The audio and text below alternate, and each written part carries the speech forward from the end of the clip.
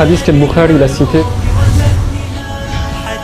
l'imam Ahmad a dit qu'il représente un tiers de la science. Pour un autre qui représente la moitié de la science. On verra pourquoi ils ont dit ça.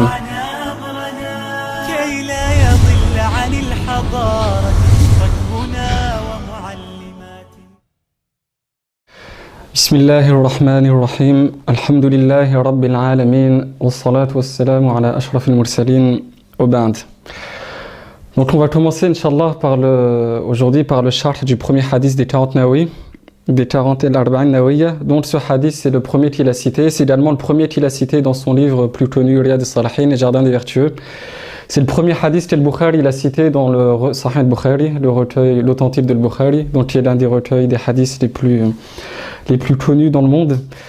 Et c'est même ce hadith de Abdurrahman ibn Mahdi, un des plus grands muhaddissines, donc parmi les salafs, qui disait: si j'avais law sannaftu kitaban fil abwab la ja'altu hadith Omar ibn al-Khattab fil a'mal bin niyyah fi kulli bab.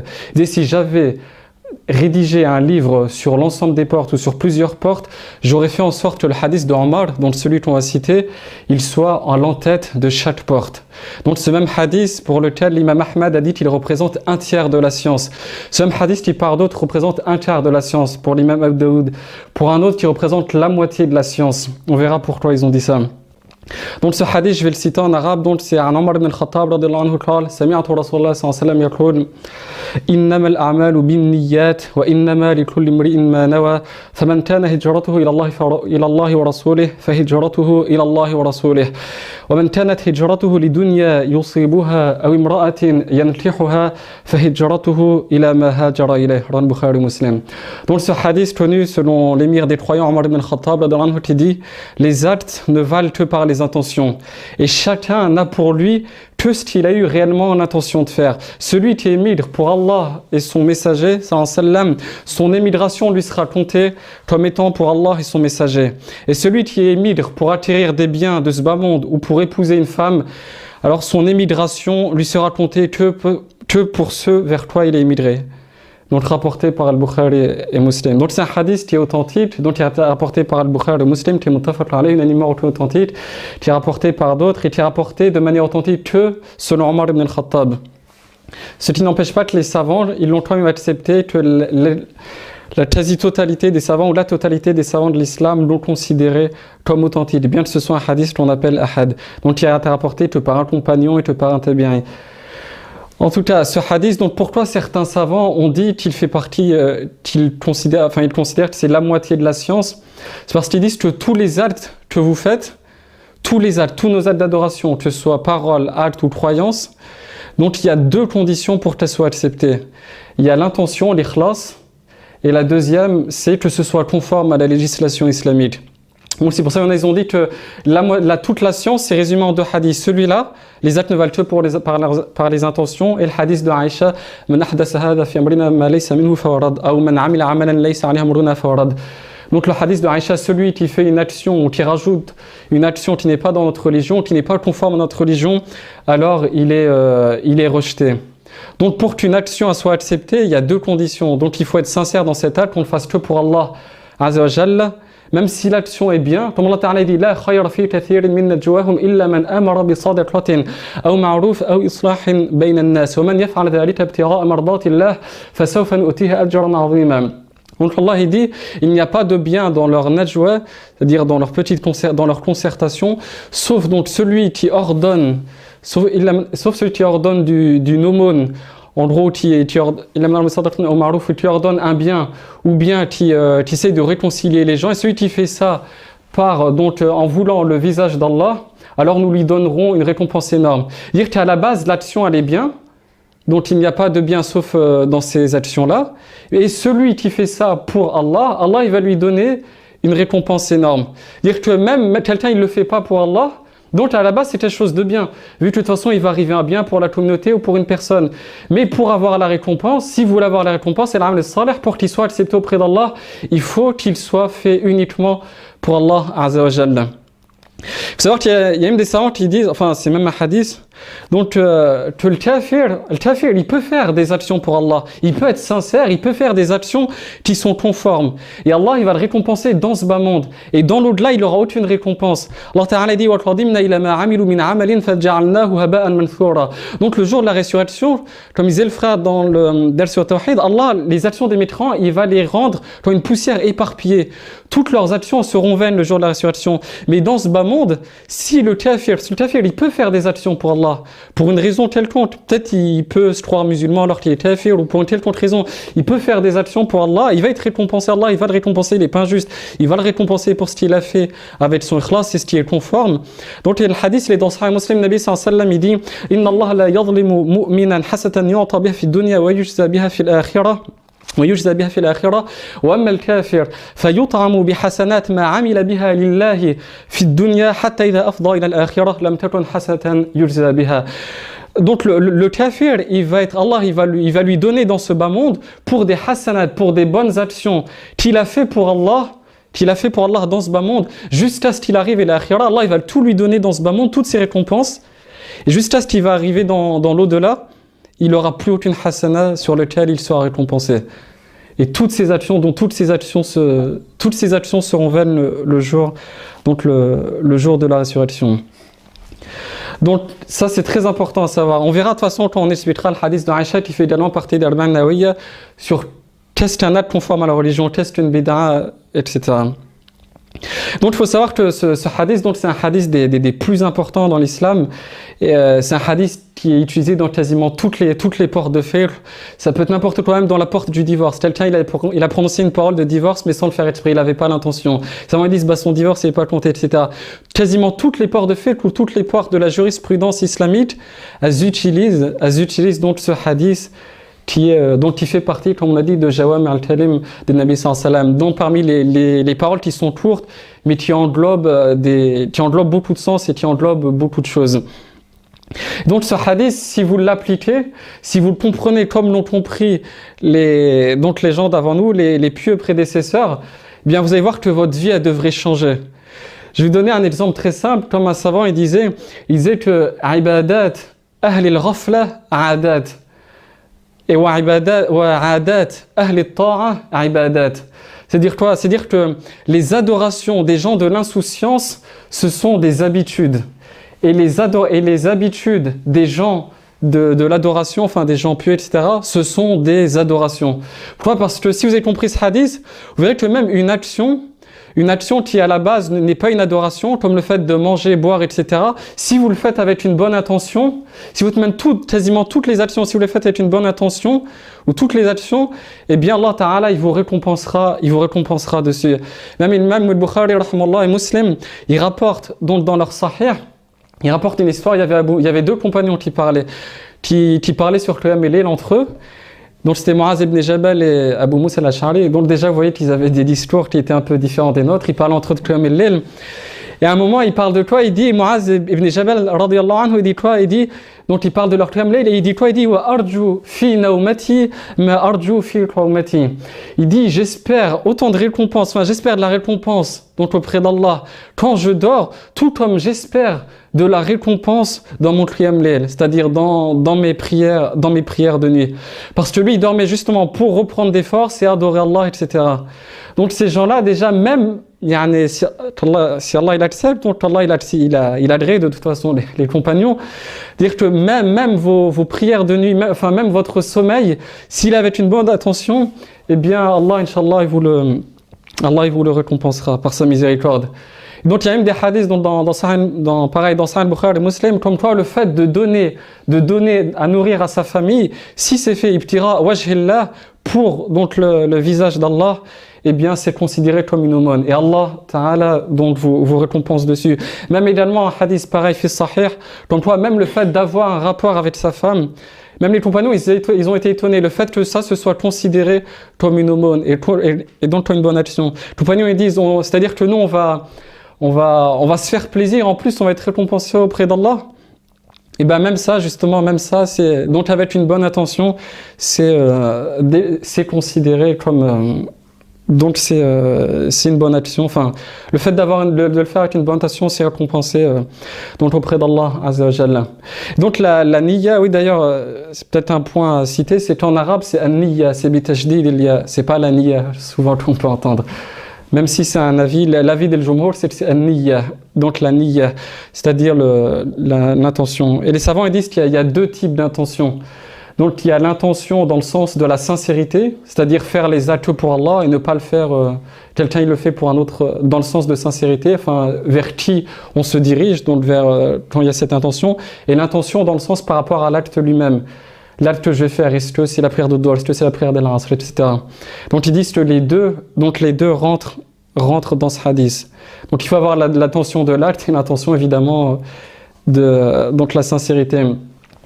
Il y a une petite chose d'intéressant que les savants citent, justement par rapport à la niyya, justement un des secrets encore de la niyya, c'est que l'une des causes où la hikmah, une des hikmah qui cite, pour que le fait que les gens du paradis seront éternellement au paradis, que les gens de l'enfer seront éternellement en enfer, eh bien c'est la niyya. Et Al-Ghazali, il rapporte Ihya Ulumuddin dans un livre connu qui s'appelle Ihya Ulumuddin, une parole d'Al-Hassan al-Basri radiyallahu anhu, wa rahmallah, qui dit que la raison pour laquelle les gens du paradis seront en éternité au paradis et la raison pour laquelle les gens de l'enfer seront en éternité en enfer, c'est la niyya. Pourquoi? Parce qu'en fait, ils disent que le croyant, il a l'intention d'adorer Allah toujours. Peu importe, tant qu'il est vivant, toujours il adore Allah. Il a l'intention d'adorer Allah. Donc même si, peu importe le temps qu'il vive, il a l'intention d'adorer Allah, ne serait-ce éternellement, donc il va être récompensé sur la niyya et ce sera le paradis éternel. Et le kafir, il n'a pas l'intention de croire, même éternellement. Et Allah Ta'ala il dit même sur Al-An'am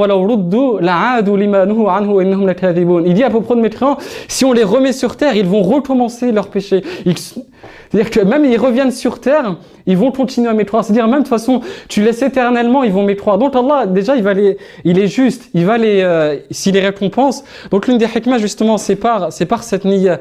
Déjà, il a l'intention de désobéir à Allah, de ne pas y croire éternellement. Et donc il sera en enfer éternellement. Et donc justement parmi également les fawaid qui sont cités parmi ce hadith, c'est que justement quelqu'un qui avait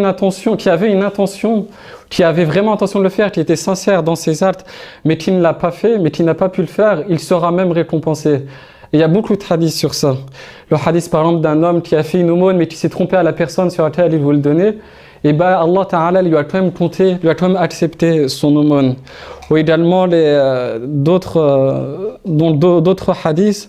Voilà un hadith également qui est rapporté par Al-Bukhari, comme quoi lorsque le serviteur est malade, ou qu'il est en voyage, Allah lui donne la même récompense que s'il n'était pas en voyage et que s'il n'était pas malade, etc., etc. Donc beaucoup de hadiths savants qui citent que même si vous n'avez pas pu faire l'acte, mais que vous êtes sincère, dans vos actes, et bien Allah Ta'ala vous le considère comme, donc vous y récompense quand même. Donc également, c'était pour revenir sur les conditions d'acceptation. Quand on disait justement ce hadith, il ne faut pas le comprendre de travers, les actes ne valent que par leur intention. Donc comme je disais, il y a deux conditions. Il y a la sincérité, mais il faut aussi que ce soit conforme. Il ne suffit pas d'avoir une bonne intention. Il ne faut pas croire que, en lisant ce hadith, c'est bon, je vais faire ce que je veux, tant que j'ai une bonne intention, ça va être bon. S'il y a des exemples très simples, donc même l'exemple de la bid'a, de l'innovation. Donc Allah Ta'ala, il va pas accepter une action si par exemple, je sais pas, vous faites quelque chose qui n'est pas dans la religion. Comme par exemple des extrémistes soufis, je sais pas, ils vont danser pour Allah. Le fait de danser, c'est pas conforme à la législation, ça n'existe pas dans la législation. C'est pas un acte d'adoration. Donc le fait de danser pour Allah, même si tu as une bonne intention, eh ben ce sera pas accepté. Le fait d'avoir un travail illicite. Il ne suffit pas de dire mais moi je fais ça que pour nourrir ma famille. Tant que l'action n'est pas conforme, si l'action n'est pas conforme, de toute façon elle ne sera pas acceptée. Si les deux conditions, si la conformité à la législation et si la sincérité n'est pas présente, eh ben l'action ne sera pas acceptée. Et il y a des savants donc, qui citaient que l'islam est aussi une acceptation, mais comme on a vu tout à l'heure, donc comme c'est cité dans le hadith, même le kafir, s'il est sincère, de toute façon même dans le Coran, on voit, comme il citait tout à l'heure le frère, c'est cité à plusieurs moments dans le Coran, que le kuffar, donc ils invoquent Allah Ta'ala mukhlisin lahuddin. Donc le Coran dit mukhlisin, Allah Ta'ala dit mukhlisin lahuddin, avec sincérité. Même les kuffars parfois ils sont sincères, ils invoquent Allah avec sincérité, ils sont dans un bateau, etc. Il y a des vagues énormes, il y a une tempête, ils invoquent Allah et Allah Ta'ala les sauve. Et lorsqu'ils retournent sur terre, ils recommencent leur où ils vont à leur shirk. Et une chose également qu'on voulait citer, c'était pour que les gens comprennent également, c'est que le fait qu'il faut être sincère donc justement dans ses actes, ça n'empêche pas que si il y a quelque chose de dunyawi en fait qui est relaté à la dunya et que le Nabi sallallahu alayhi wa sallam a cité dans des hadiths, par exemple sur le fait, par exemple ceux qui partaient pour la lutte dans le sentier d'Allah, ils avaient par exemple une récompense également dunyawiya, donc une récompense de ce bas monde, une ranima, un butin, etc.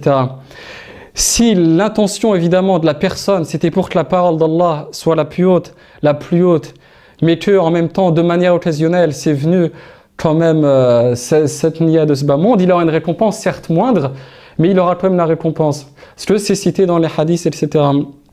Même sur le fait, par exemple, le fait de prendre une récompense sur la ruqya, etc.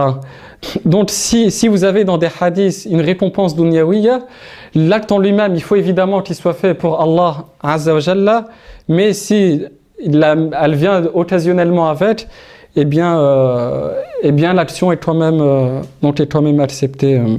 L'action est quand même acceptée auprès d'Allah Azza wa Jalla.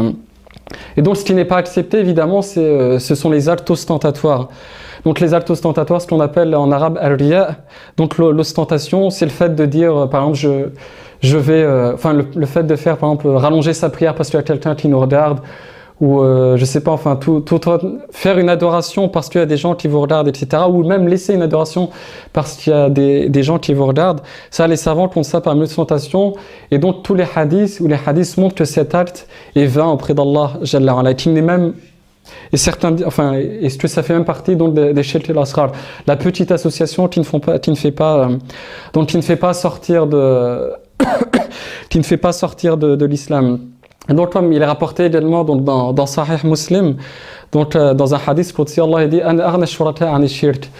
Donc, celui qui fait une action dans laquelle il m'associe, je le laisserai lui et son shirk.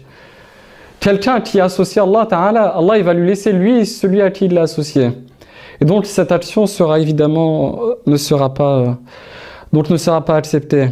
Et donc, à la fin donc, du hadith, le Nabi sallallahu alayhi wa sallam, il cite l'exemple de la hijra. Donc la hijra, certains savants la définissent comme étant le fait d'émigrer d'une terre d'islam vers une terre de mécréance, ou d'une terre d'obéissance vers une terre de désobéissance vers une terre de ta'a, ou de toute façon, de manière plus générale, le Nabi sallallahu alayhi wa sallam, qui l'a très bien défini, qui l'a parfaitement défini comme c'est rapporté dans le Bukhari Muslim, Al-Muhajir man hajara ma nahallahu anhu. Le muhajir, donc celui qui fait la hijra, c'est celui qui émigre qui laisse ce qu'Allah a interdit. Donc même si c'est une terre qui est en apparence musulmane, dans laquelle il ne peut pas pratiquer l'islam, et qu'il fait la hijra, sa hijra, pour qu'il puisse pratiquer sa religion, c'est quand même considéré comme une hijra. C'est même lui le vrai muhajir, celui qui a fait la vraie immigration. Donc le Nabi sallallahu alayhi wa sallam, ici justement, donc deux personnes qui font en apparence le même acte, qui font le même voyage, et pourtant l'un aura une récompense, et l'autre qui n'aura pas la même récompense, qui n'aura pas la récompense parce que c'est pour un bien de ce bas monde. Et tellement son but n'est pas noble, le Nabi sallallahu alayhi wa sallam, il l'a même pas recité dans le hadith. C'est-à-dire dans le premier, il a répété, donc celui pour laquelle son émigration Allah et son prophète, Allah Ta'ala, Nabi sallallahu alayhi wa sallam, il dit son émigration lui sera comptée comme Allah et son prophète.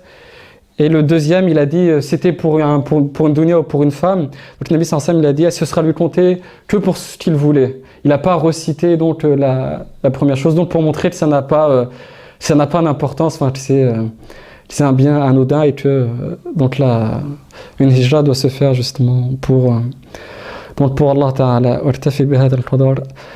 Sallallahu wa sallam wa barik ala Muhammad. Alhamdulillahi rabbil alamin.